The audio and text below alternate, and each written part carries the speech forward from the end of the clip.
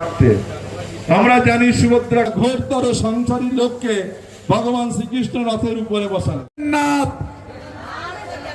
জগন্নাথ জগন্নাথ, জয় জগন্নাথ। আমি এখন অনুরোধ করব আমাদের সুবিধাদিকে উত্তরীয়, তারপর আমি অনুরোধ করব খোকনকে, খোকন মঞ্চে আসবার জন্য। খোকন, এই জায়গাটা বেশি দূর না বালিগঞ্জ থেকে, কেমন?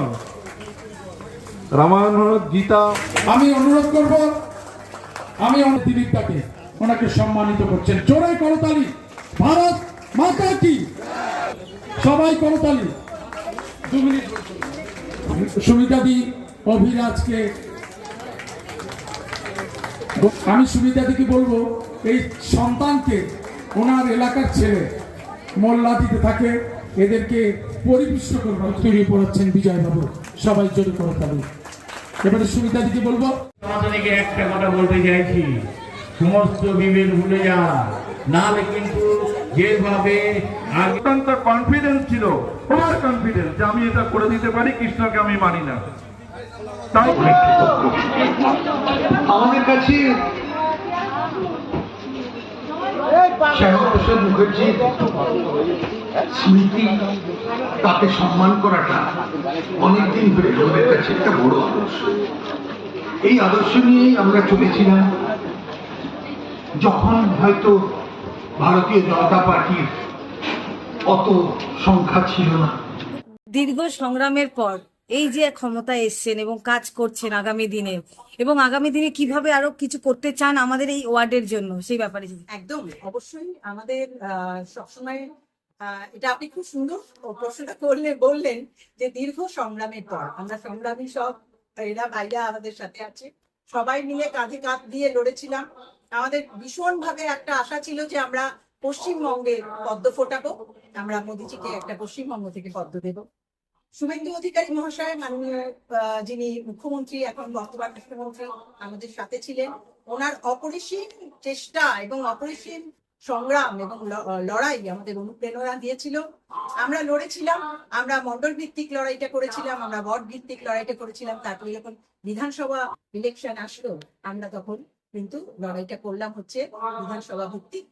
আর তার আগে দেবশ্রীদি ছিলেন আমাদের লোকসভার নির্বাচনটা লড়েছিলেন, সেখানেও আমরা লড়াই করেছি।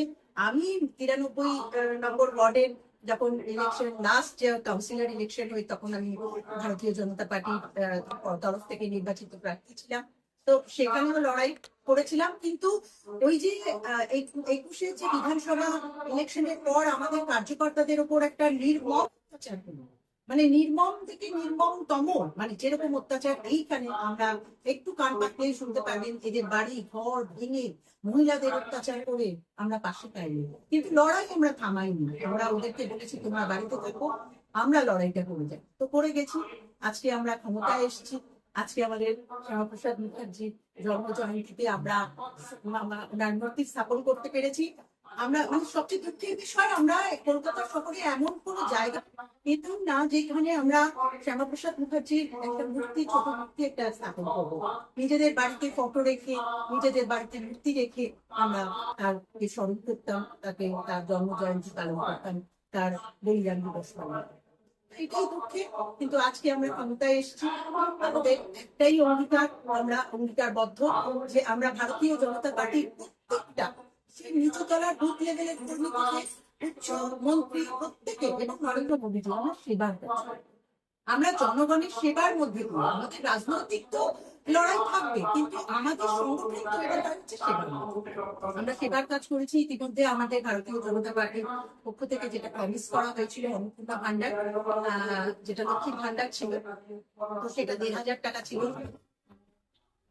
শুভেন্দু অধিকারী মহাশয় বর্তমান মুখ্যমন্ত্রী, উনি বলেছিলেন আমরা ক্ষমতা আসলে অন্নপূর্ণা ভান্ডার তারিখে আমাদের ওপেন হয়েছে। আমরা নিজের হাতে সব কর্মীরা সবাই মিলে আমরা 12 পাতার ফর্ম ফিল আপ করে দিয়েছি, এবং সাথে তারিখে সবাই কিন্তু ব্যাংকে একদম ডাইরেক্ট হয়ে গেছে। আমরা কর্মীরা কিন্তু একটা পয়সাও কারোর কাছ থেকে নিয়ে নিয়ে, যে আগের যে একটা ছিল যে কাটমানি প্রত্যেকটা, না এসো তো আমাকে আবাসের ফর্ম ফিল আপ করে দেবো, দাও 200 টাকা দাও, আমরা অন্য লক্ষ্মীর ভান্ডারের ফর্ম ফিল আপ করে দেবো, সেখানে 500 টাকা দাও। এই যে জিনিসটা, আমরা কিন্তু ভারতীয় জনতা পার্টির কর্মীরা এতে বিশ্বাসী নই, আমরা নিঃস্বার্থভাবে কাজ করি সে ব্যাপারে। भारत माता की जय, भारत माता की जय, जय श्री राम, जय श्री राम, जय श्री राम, जय श्री राम। নমস্কার, আমি ভারত সেবাশ্রম সংঘের সন্ন্যাসী স্বামী দিব্য জ্ঞানানন্দ। আমাকে নিতাই মহারাজ জেনে সবাই জানেন। আজকে 125তম শ্যামাপ্রসাদ মুখোপাধ্যায়ের জন্ম জয়ন্তী। ভারত সেবাশ্রম সংঘের সঙ্গে তার নিবিড় সম্পর্ক। স্বামী প্রণবানন্দজি তার গুরুদেব।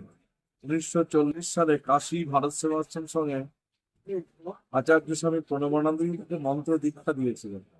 1940 সালের আগস্ট মাসে একডালিয়া পার্কে তাকে মালা পরিয়ে দিয়েছিলেন মঞ্চে স্বামী প্রণবানন্দ, এবং শ্যামাপ্রসাদ সেখানে বলেছিলেন যে ভারতবর্ষের যে সংস্কৃতি, ভারতবর্ষের যে সনাতন পরম্পরা, ধর্ম, সংস্কৃতি, আধ্যাত্মিকতা সবকিছু এখন রত্ন পেটিকার মধ্যে আবদ্ধ। সেই রত্ন পেটিকা খুলে দিয়েছেন স্বামী প্রণবানন্দ। তিনি হিন্দু সমাজ সমন্বয়ের আন্দোলন করেছেন। কুচি, মেথর, হরিজন, আদিবাসী যারা জনগণ আছেন, আমাদের ভাই, আমাদের বন্ধু, তাদেরকে ঐক্যবদ্ধ করে হিন্দু সমাজ সমন্বয় করার আন্দোলন করেছিলেন স্বামী প্রণবানন্দ 1934 সালে। স্বামী প্রণবানন্দের আদর্শ নিয়ে শ্যামাপ্রসাদ সেই পশ্চিমবাংলা হিন্দুদের রক্ষার দায়িত্ব নিয়েছিলেন এবং হিন্দুদের হোমল্যান্ড তৈরি করলেন। সেটা তথাগত বাবুর বক্তব্য আপনারা শুনলেন। তিনি বললেন যে ভারতবর্ষের ধর্ম সংস্কৃতি একটা সোনার বাস্কের মধ্যে আবদ্ধ, সেটাকে ভুলে গেলে হবে না।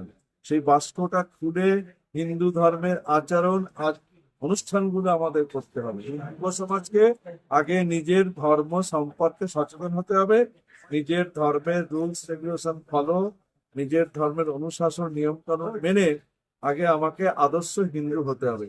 আমাদের উদ্দেশ্য কি? হিন্দু ধর্মনিষ্ঠ রাষ্ট্রভক্ত ব্যক্তি নির্মাণ। যুব শক্তিকে এই ক্ষমতা, এই দায়িত্ব, হিন্দুত্ববাদের শক্তিকে ধরে রাখতে হলে তাদের হিন্দু ধর্মনিষ্ঠ হতে হবে এবং হিন্দু ধর্মের অনুসারী হতে হবে। খালি ওই আবেগে উচ্ছ্বাসে চিৎকার চেঁচামেচি করলে হবে না। হিন্দু ধর্মের উপাদান আচরণগুলিকে হৃদয়ে ধারণ করে জাতীয়তার আদর্শে উদ্বুদ্ধ হতে হবে। এটাই আজকের বার্তা। ধন্যবাদ।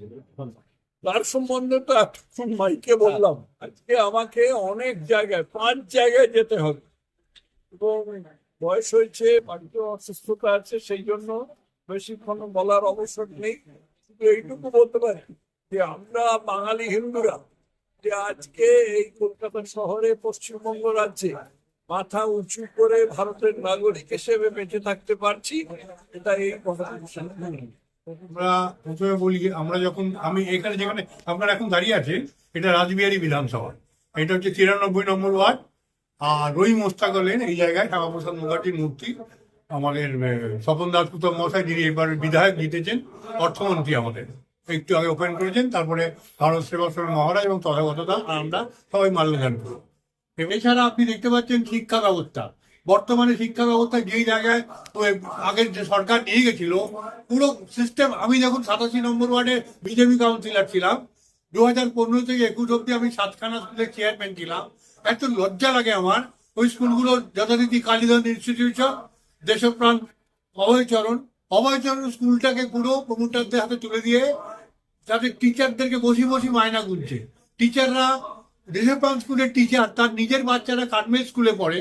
আমি বললাম, দিদি পাশে অনেক এই গোবিন্দপুর বস্তি আছে, এই ঝাললালমার বস্তি আছে, এই বাচ্চাগুলোকে ঘরে ঘরে গিয়ে যদি আমরা নিয়ে আসি, আপনারা দায়িত্ব নিয়ে বাচ্চাগুলোকে কমসে কম 1 থেকে 4 অব্দি আপনারা এগিয়ে দিন না। হ্যাঁ বলেছিল, কিন্তু আস্তে আস্তে করে তারাই উদাসীনতা দেখিয়েছে, তাই কাজটা মনের মতো করতে পারিনি। আর সেই সময় ছিল তৃণমূলের গভর্নমেন্ট, পুরো নন কোঅপারেশন করেছে আমাদের সাথে। কিন্তু এখন আপনাদের মা বাবার আশীর্বাদে আমাদের অনুকূল গভর্নমেন্ট, নিজস্ব গভর্নমেন্ট, আমরা প্রাণ খুলেই কাজ করব। আপনাদের এই মিডিয়ার মাধ্যমে পুরো পশ্চিমবঙ্গের সব মানুষের কাছে আমি আবেদন করলাম, যেখানে যত গরিব মানুষ আছে তাদেরকে ধরে নিকটস্থ প্রাথমিক স্কুলে আপনারা নিয়ে আসুন। আমরা কথা দিচ্ছি প্রত্যেকে 4 অব্দি নিয়ে যাব এবং তাকে হায়ার এডুকেশনের জন্য আমরা এগিয়ে দেবো।